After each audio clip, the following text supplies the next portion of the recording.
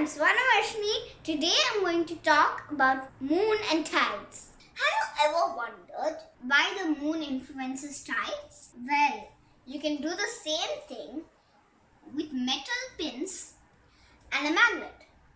First, take a handful or two of metal pins and scatter them on a paper. Then take your magnet and move it around. What do you see? You see that the pins move around with the magnet. The pins move around with the magnet the same way our moon influences the tides. But there are different forces in play. Example, I told there is magnetism.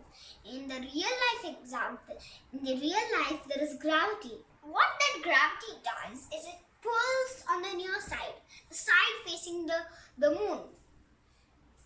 Now, the side facing the moon experiences high tide. High tide is when the place where the water is at its highest point. And then the far side, which is side facing away from the moon too, experiences high tide. Why?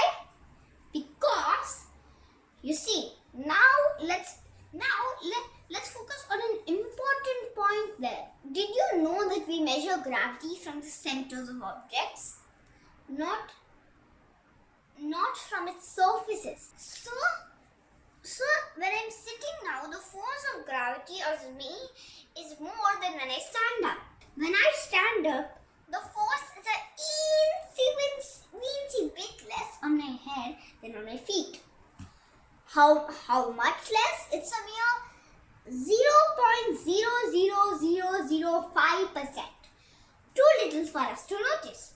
But as we measure gravity from the centers of objects, the more taller you are, the more force of gravity decreases. This is the same reason why there is high tide on the far side. Gravity is measured from the centers of the objects, not from their surfaces. So the center gets pulled away till a little bit till it's close to the near side. The center going away from the far side is the same as far side going away from the center. So you experience high tide there too. The parts which are in between those two high tide bulges experience low tide. Now, there are three types of tides: spring tides and neap tides. There are actually three, but the third one I'll tell you later. Spring tides are when the spring tides are when the sun, moon and earth are aligned together. And then neap tides are when the moon is 90 degrees away from the earth. Now I'll tell you about the third type of tide, proxygen tide. This is when you get a lower high tide and a higher low tide. Now after we told the proxygen tide, you might be wondering, dude, but the earth is spinning.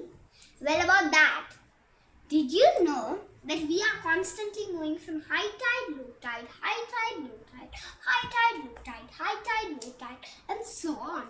So we are at the near side, the side facing the moon. Then 6 hours later, well, a quarter of a day, we are at low tide. Another quarter of a day, we are at high tide, and another quarter of a day, we are at low tide. Another quarter of a day, we are at high tide again. So, hope you understand about spring tides, neap tides, proxygen tides, and all the things that I've told you now. And hope you also understand moons and tides. Thank you.